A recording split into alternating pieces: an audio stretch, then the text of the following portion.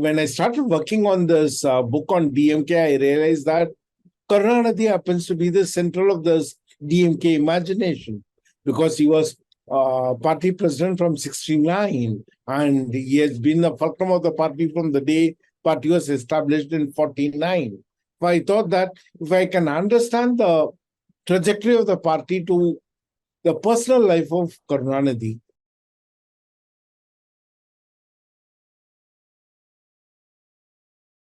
Important takeaways for you from the book. You've been studying this state, studying this party for a long time. We've discussed some of that in the previous segment of our chat. But for you, what mattered?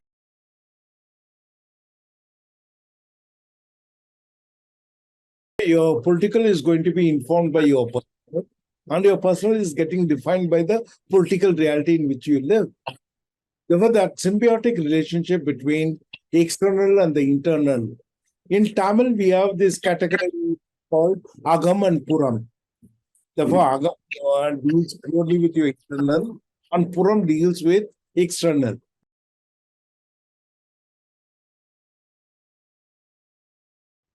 Welcome to Network Capital, Mr. Selvam. How are you doing today? I'm doing very well. Thank you so much for accepting our invitation to be a part of Network Capital. Could you tell us a bit about yourself and what do you do? I did my initial training in science, but in 1984, when the Bhopal gas tragedy happened, quite a lot of people who were trained in science and technology made a lateral induction into policies and journalism. And I was one of them. I left science to become a journalist.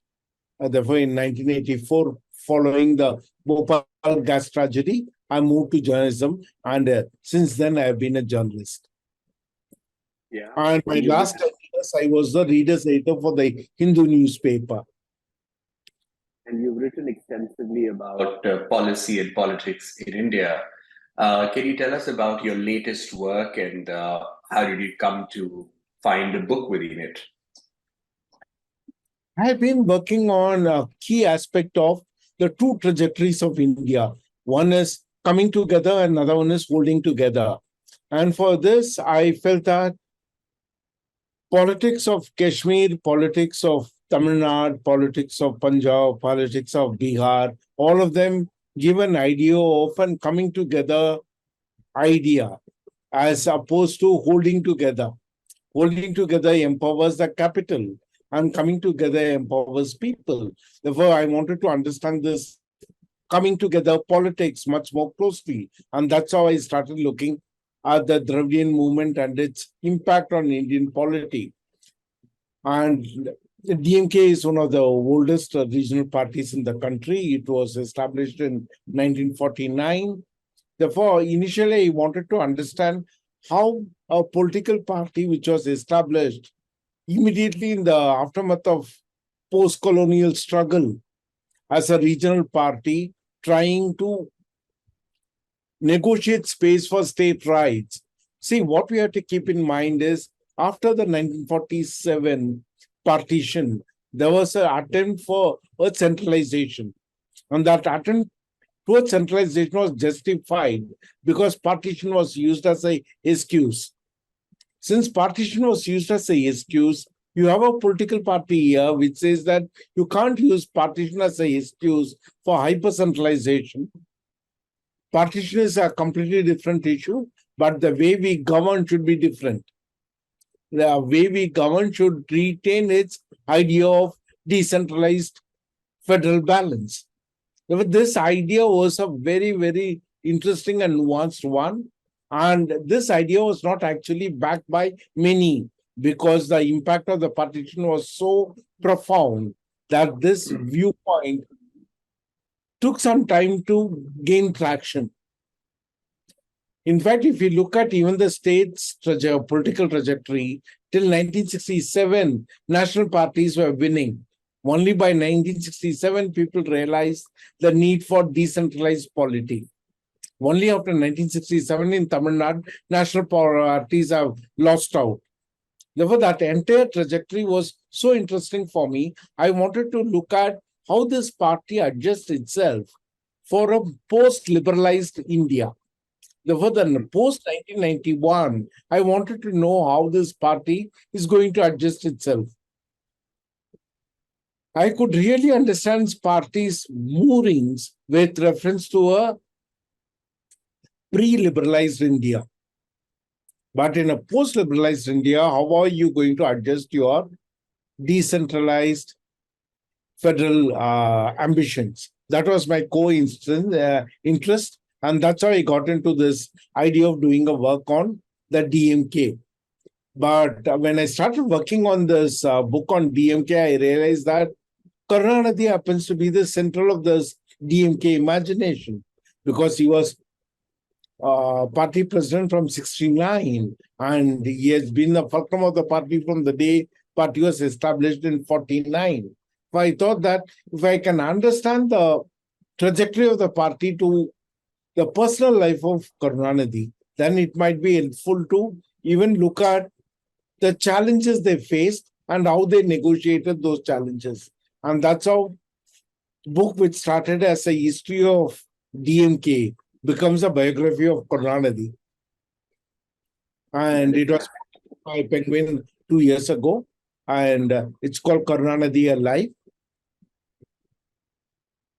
So thank you very much for sharing. A large chunk of our readers actually come from India, but an equally large part come from people living outside India.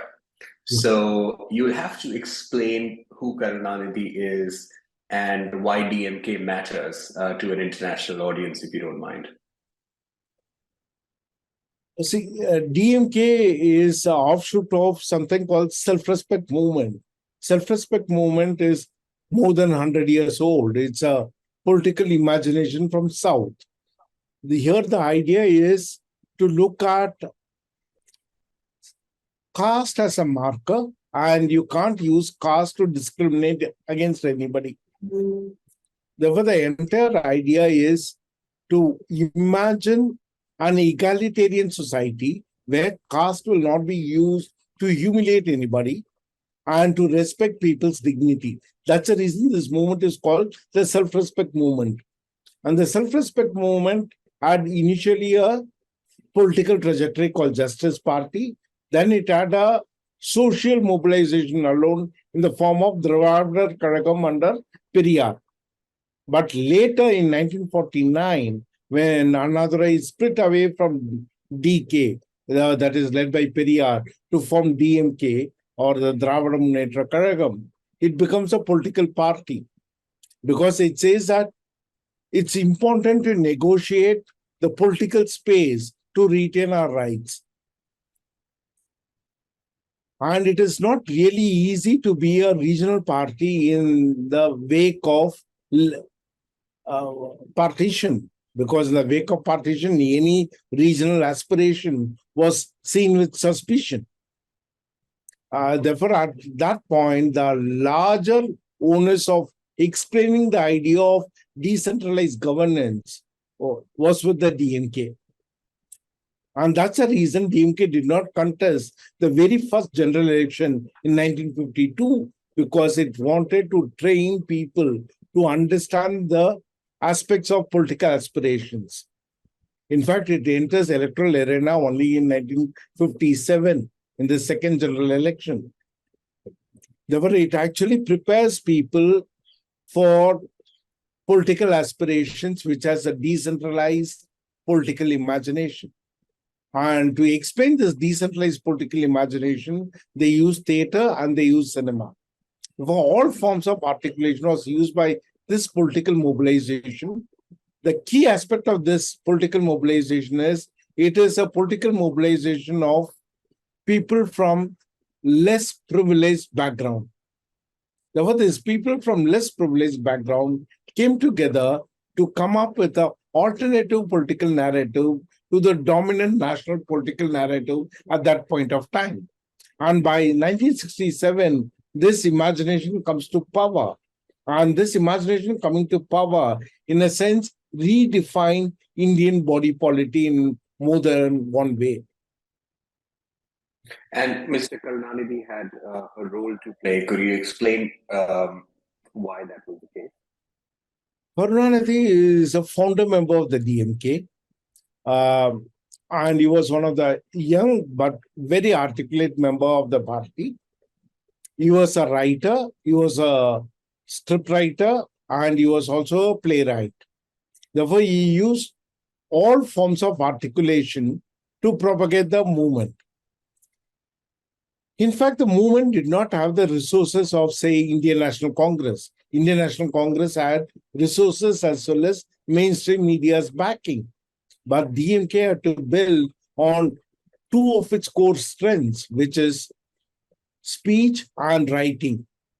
There were, in fact, the DMK leaders used to say that we had only two assets, our tongue and our pen.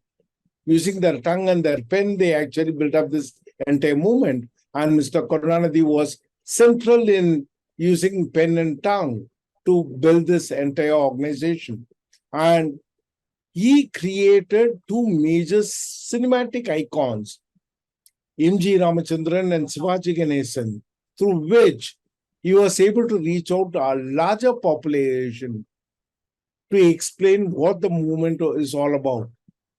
By creating M.G. Ramachandran in 1949 and Shivaji Ganesan in 1952, Mr. Karunanidhi emerges not only as a powerful film writer, but also a person who can generate icons who can be used to propagate your viewpoint. That's the reason Mr. Karunanidhi becomes so central in this political imagination. So writing about somebody as complex and multi-layered as Karunanidhi would have needed you to structure the book in a very difficult way, I would imagine.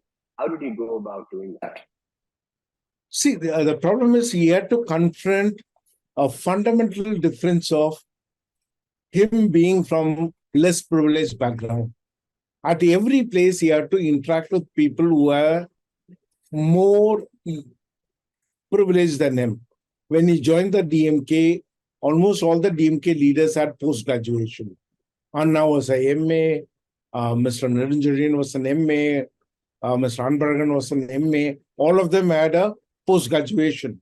And here you had Karunanidhi who had only school final.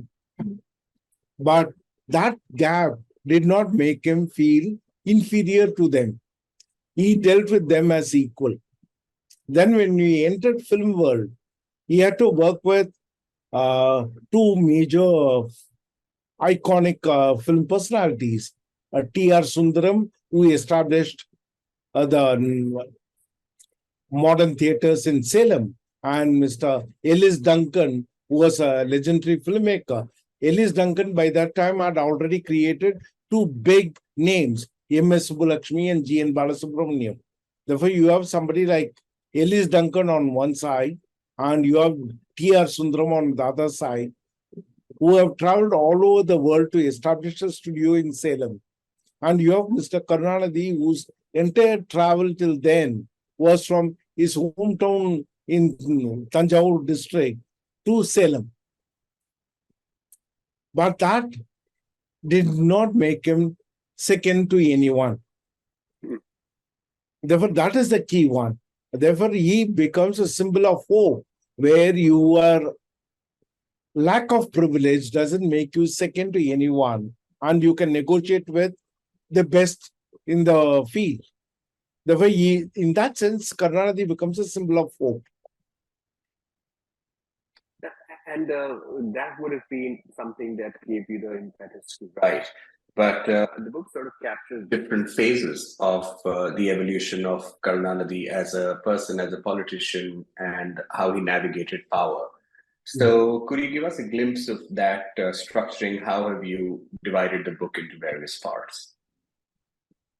See, book is very, very clearly divided as the one before 1967, that is the year DMK comes to power, and post 1991, that is the post-liberalized India.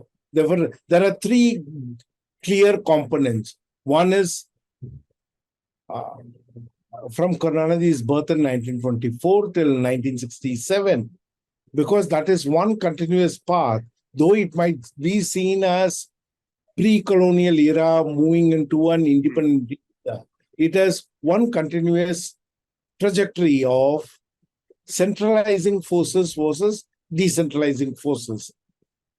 If you broadly look at it, that is the difference. And in that one, the key aspect was the linguistic freedom.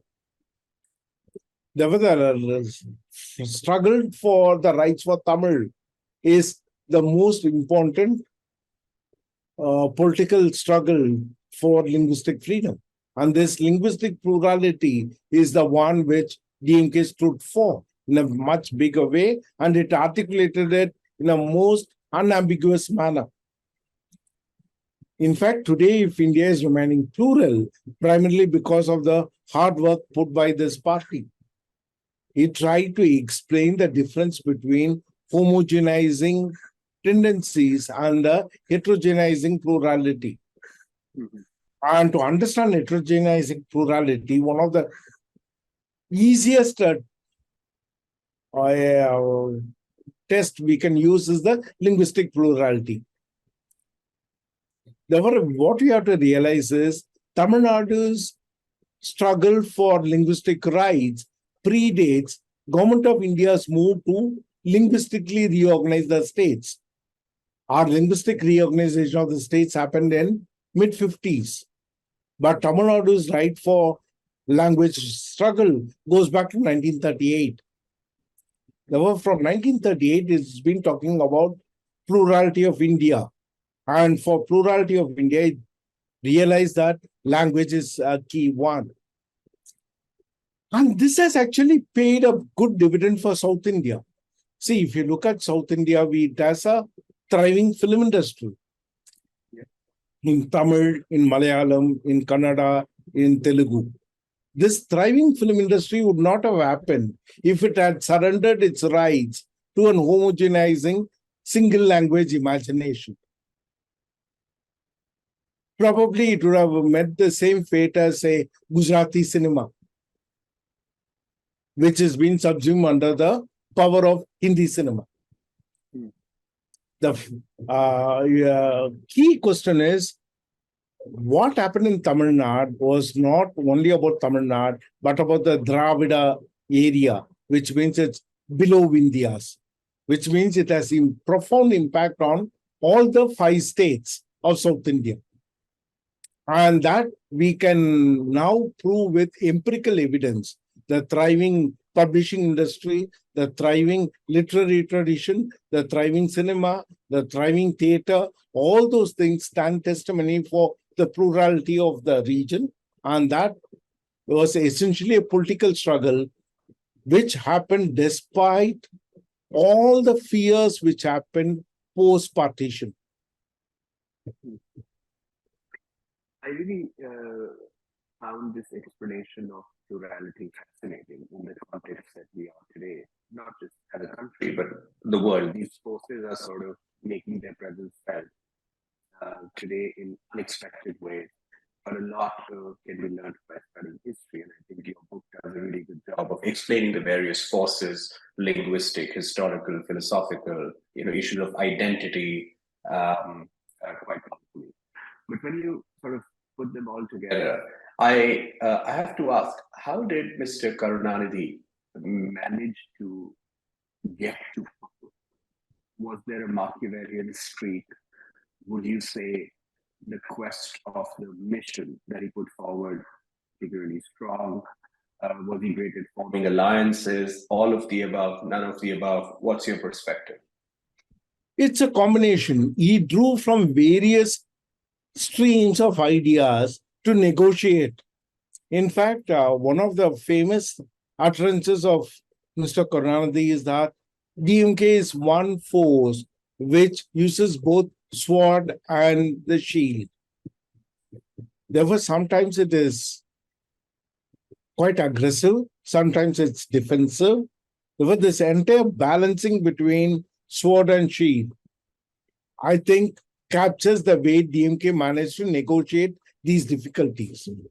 That's the reason it waited for 10 years from independence to enter electoral arena. India gained independence in 47 and DMK enters electoral battle only in 57. It used these 10 years to understand where the problems will be. And one of the areas where it felt the problems might be are entrenched interests, like say courts. It says, therefore, I can come up with a very progressive legislation, but that progressive legislation might be stalled by the court. And DMK's imagination of the role of higher courts being the center for status quo was well justified when the very first affirmative action which came from the self-respect movement, it's called the communal GO or the preferential reservation, and that reservation was struck down by the courts. Therefore, the Government of India had to bring in an amendment to our constitution. In fact, our first amendment, as opposed to the US First Amendment, our First Amendment is to safeguard the government's space to implement affirmative actions. And that happened because of the Tamil Nadu's political trajectory. And Karunanidhi was central to this entire struggle. Therefore, he has seen the bottlenecks in making changes. And therefore, he knew where will be the bureaucratic bottleneck, where will be the judicial bottleneck, and where will be the financial bottleneck. Since he understood this interlocking bottlenecks, he was able to negotiate it, and he had been in the public life for such a long time. He enters Legislative Assembly in 1957, and he was a member till his last day in 2017, which means for nearly 70 years he was there, which means he has also seen the entire trajectory of negotiation. And through these negotiations, he was able to look at how to negotiate a complex interlocking public in an effective manner. And that is the one which gave stability not only to Tamil Nadu, but to India on 3 occasions. First was in 1969, when the Congress party went through a major split. When that Congress party split happened, it was Karunanidhi's DMK which provided the stability for Mrs. Gandhi to survive. But for Karunanidhi's support, I don't think Mr. V.V. Giri would have become the president. But for Karunanidhi's support, I don't think bank nationalization would have happened. I don't think Mrs. Gandhi's stability, which actually led to her getting a one more term in 1971, would have happened, but for the DMK's steadfast support, which means DMK has provided national level stability. Next aspect is DMK's role in creating the Janata Party in 77. And then the DMK's role with the UPA, DMK's role with the NDA 2, all those things are well documented. Those are recent developments. People know that. But a lot of people don't remember the role played by DMK in providing stability between 69 and 71 and in creation of the Janata Party in 77, which means your regional imagination also provides a very solid base for a national stability. That is so true. Could you walk us through some of the most challenging moments in Mr. Karunanidhi's life and the evolution of DMK while going through all of these tectonic changes?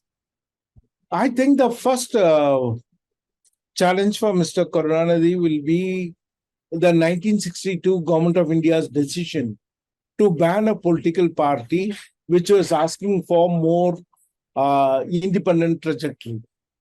This is after the Chinese war.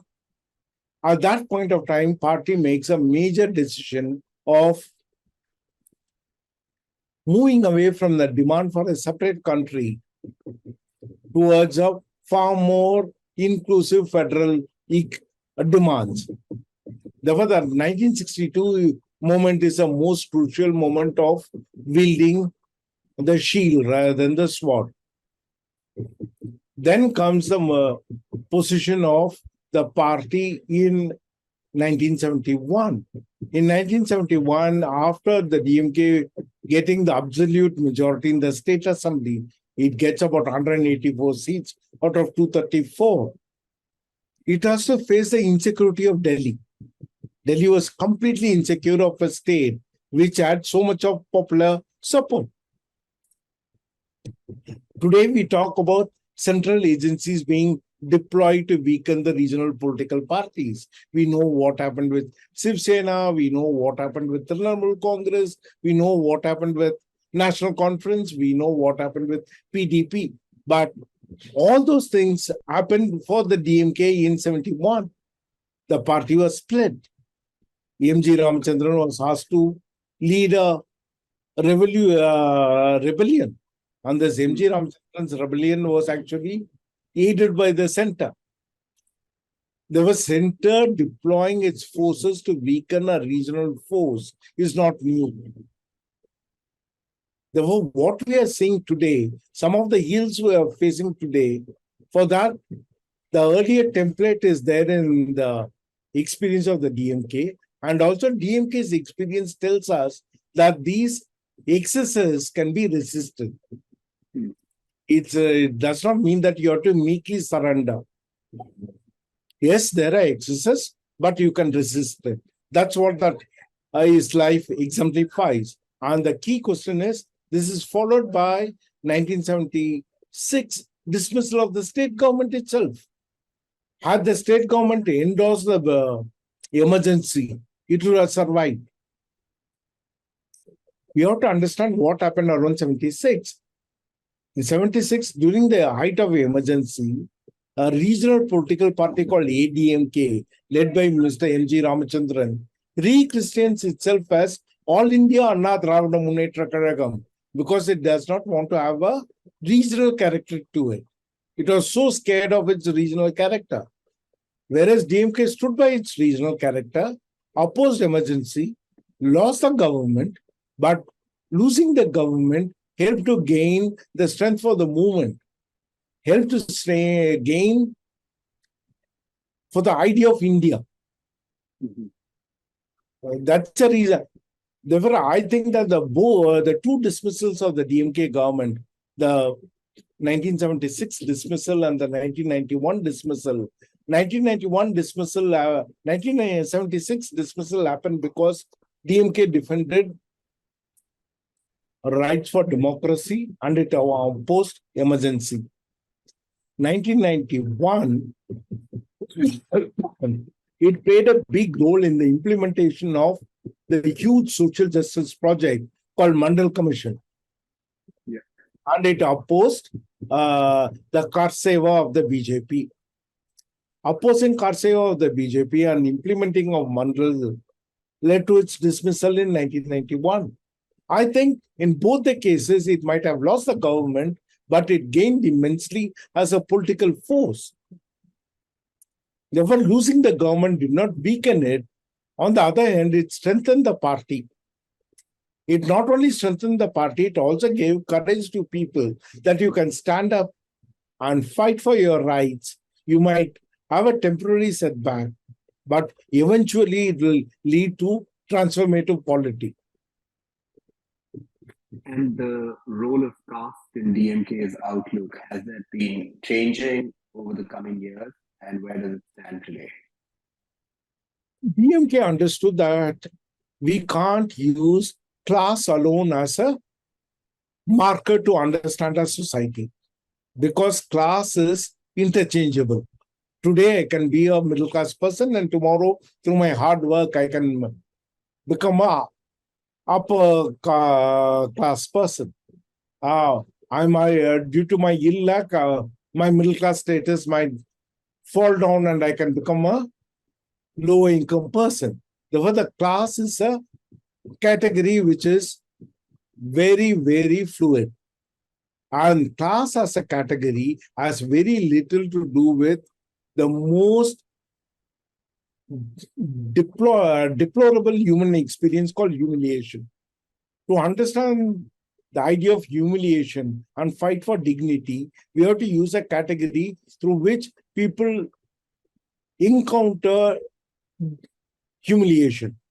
It's only with the caste people encounter humiliation. Hence, caste has to be a category through which we understand the our vertical hierarchy of a society. And if you want to transform this society, you have to understand caste is a reality. And caste is not only a deplorable reality, caste as a reality brings in a vertical hierarchy which divides people. Hence, there's a need to bring in affirmative actions so that people feel that they can fight this battle on a more fair manner.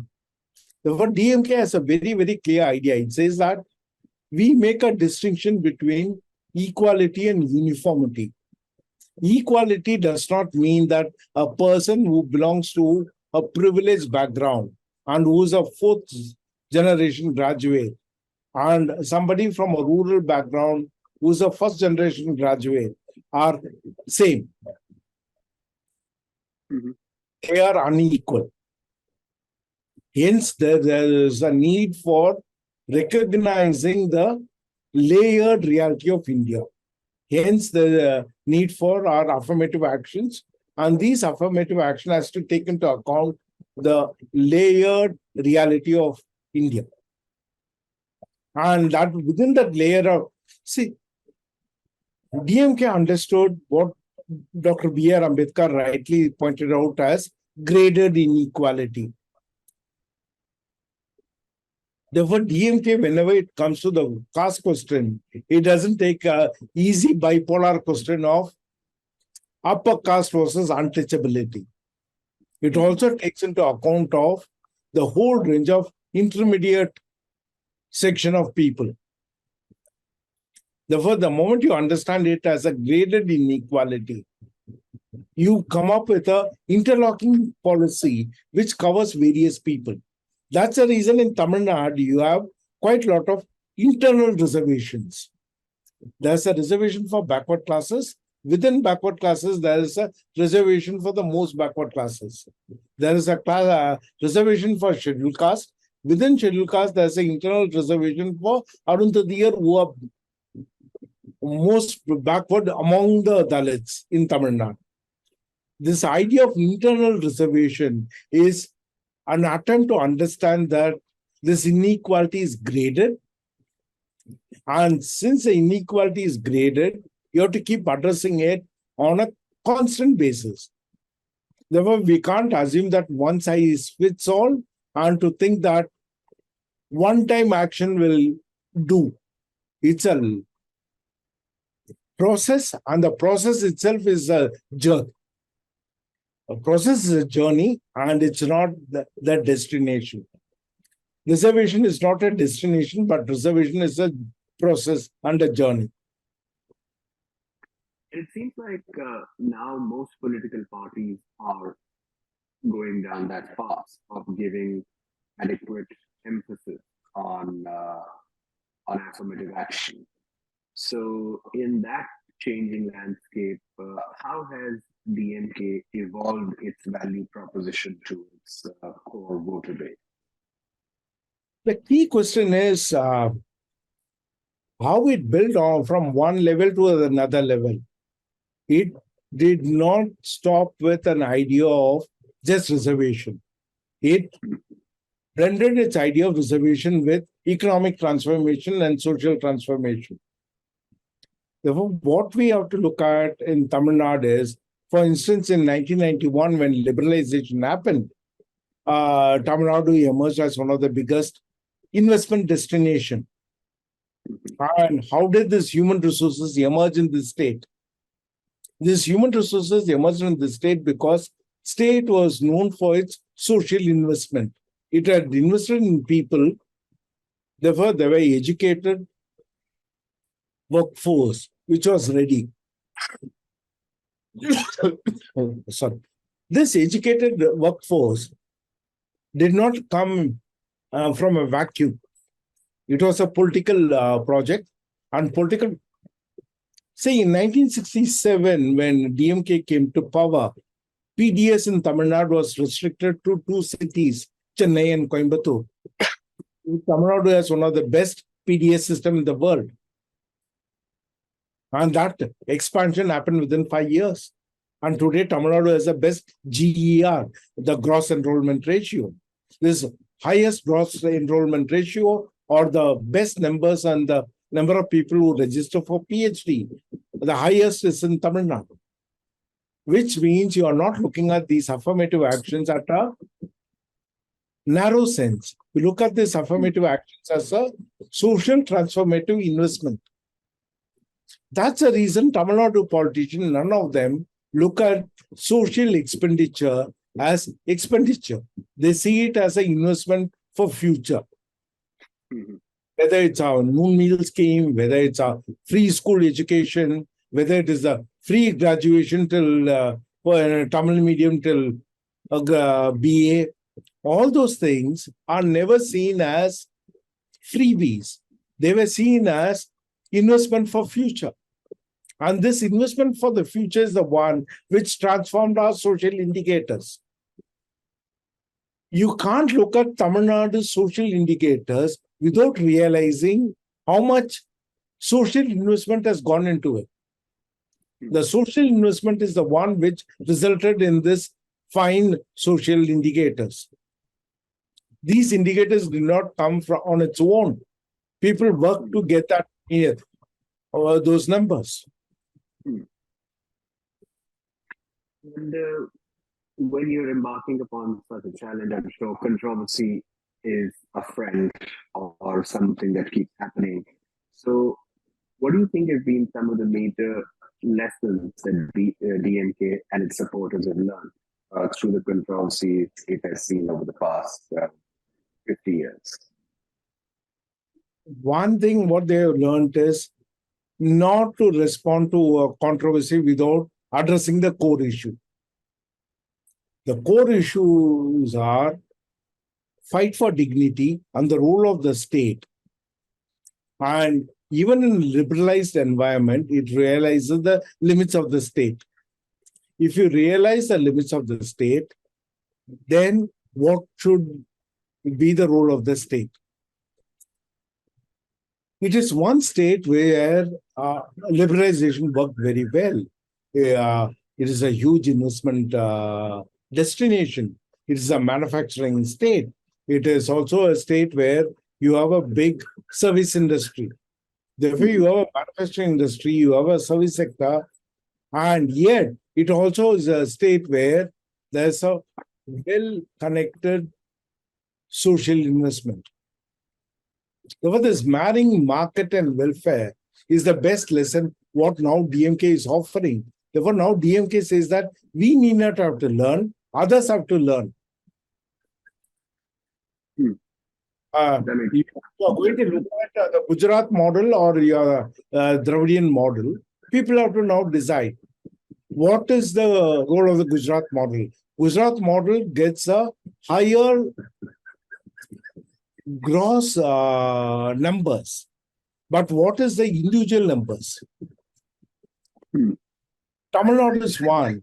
The inequality is the lowest, and Gujarat, the inequality is the maximum. Therefore, the key question is now their position is that we need not have to learn. Others have to learn from our 60 years of experience because we have empirical evidence to say that we have delivered. Our gender ratio is far better. Our urban-rural gap is the lowest in the country. Our gross enrollment ratio is comparable to the Scandinavian countries.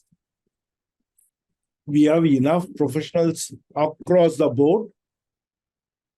Therefore, people have to look at what we have to offer rather than what we have to learn.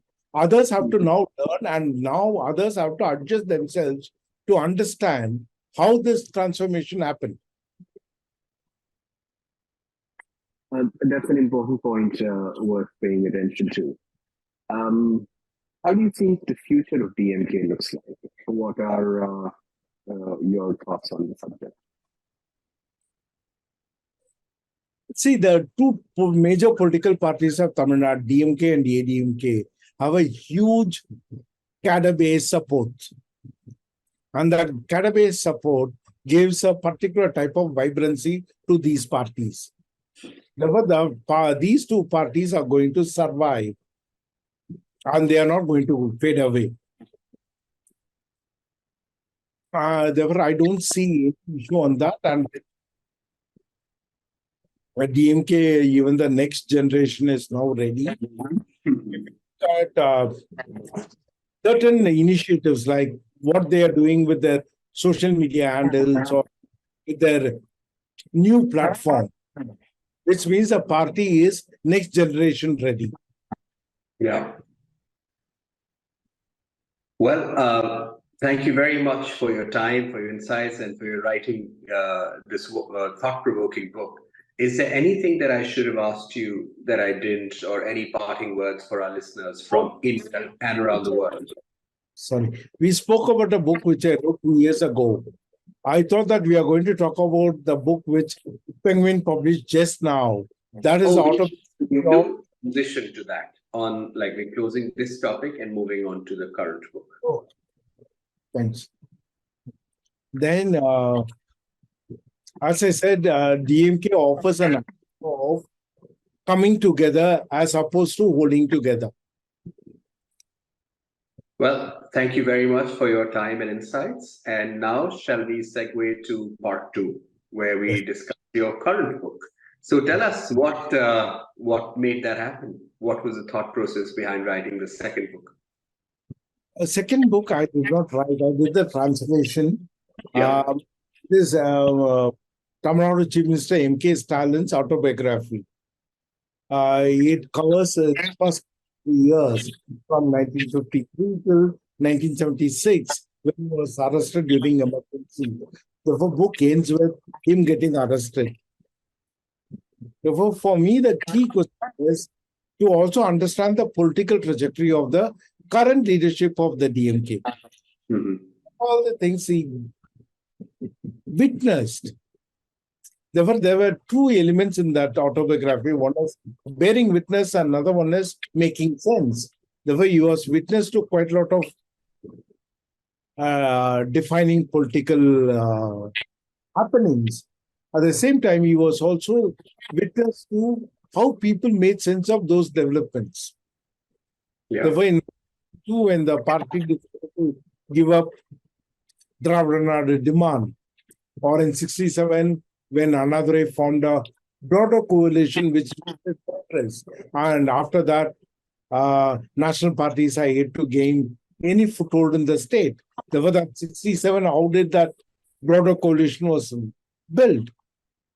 And how did the city look at this stronger regional center was always suspicious of regional. The key question is every regional party has split, and none of these split happened on its own.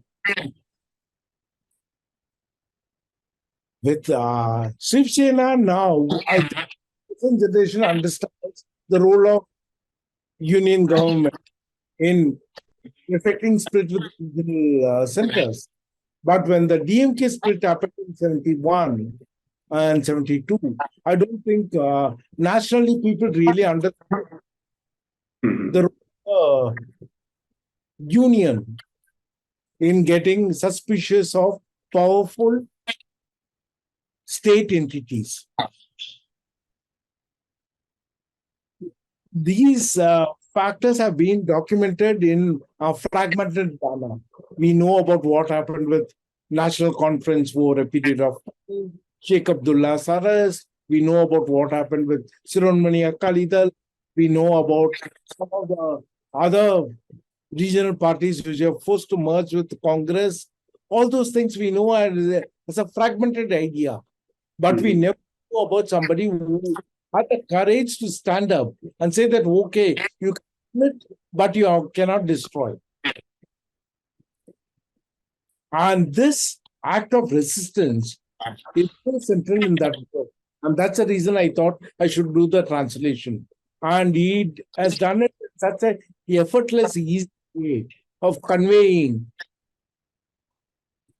what was happening. And what were the important takeaways for you from the book? You've been studying this state, studying this party for a long time. We've discussed some of that in the previous segment of our chat. But for you, what mattered? See, for me, this organic relationship between personal and political becomes so important. Therefore, your political is going to be informed by your personal, and your personal is getting defined by the political reality in which you live. Therefore, that symbiotic relationship between the external and the internal. In Tamil, we have this category called Agam and Puram. Therefore, Agam deals purely with your internal, and Puram deals with external. What is autobiography did is to bring that interlocking aspect of external and internal, Agam and Puram, personal and political. Therefore, this how personal influences your political choices, how your political reality shapes your personal choices. That comes out so well in that through its lived experience. And the key aspect is Stalin was born in 1950. By that time, Mr. Karunanidhi was a big star. He had already created M.G. Raman, he had already created Shivaji Ganesan. He was a most sought out film writer of that period. Therefore, when Stalin was born, he was born as a son of a leader, which means when you are born as a son of a leader of a movement, trying to generate space for itself, which was highly contested at that point of time. At that point of time, Tamil Nadu politics was dominated by Congress, followed by the left. Yeah.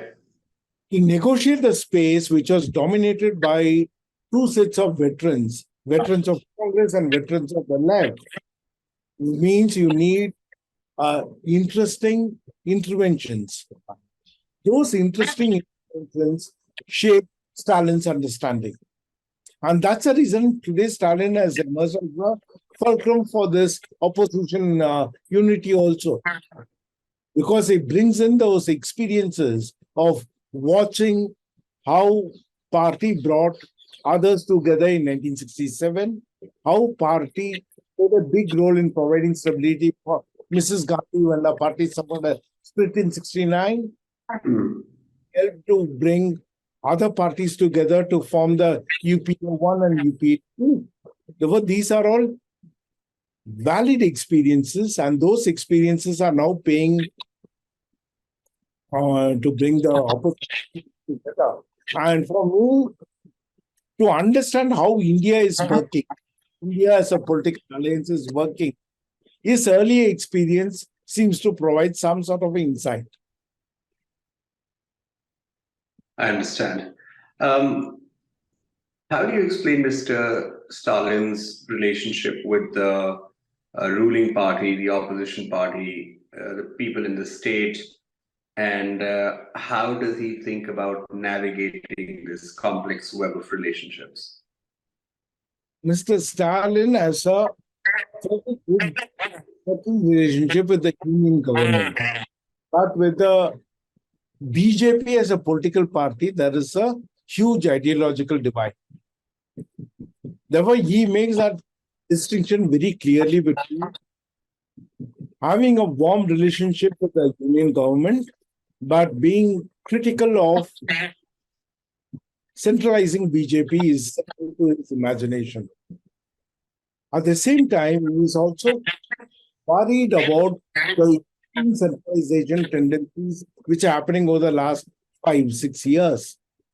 Now there's an attempt to even take away corporations and the corporates and the cooperatives to the concurrent list. DMK has been trying to get education into the state list.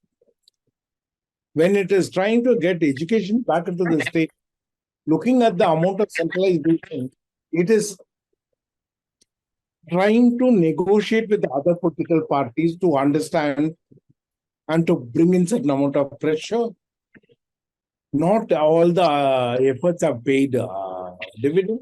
For instance, it wanted a position of National Education Policy, NEP. It felt that NEP should not have been a national policy. It should have been clearly a state subject. And it says that given our experience with the indicators about our educational achievements, why should we take something from center? What is that your special expertise that makes you to dictate these policies for us? Same thing with the Vishwakarma scheme of the Prime Minister. Tamil Nadu thinks that DMK thinks very clearly that this Vishwakarma scheme is reinforcing caste differences. Why should somebody have to practice what their family practiced irregularly? Don't you think people would like to move away from those type of inheritance? Is it an inheritance of pride, or it's also inheritance of certain amount of humiliation? These are all the undercurrent, and because this state opposed such a much earlier during Rajaji's time, Rajaji tried to bring in a similar scheme, and that scheme was called Kulakalli by DMK, and it opposed it. It says that this, you are trapping people in their caste. You're not permitting people to move away from caste. This is not empowering artisans. This is trapping the people within their caste confines. Therefore, given the fact that DMK was to NEP, DMK to Vishwakarma scheme, DMK is now taking up the task of forming a larger political alliance to retain these rights at the state level.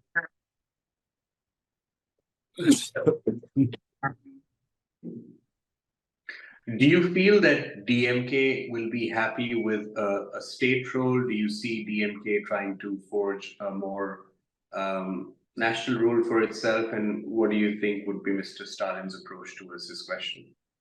See, I think DMK's focus will be Tamil Nadu, but it will try to share its Tamil Nadu experience nationally.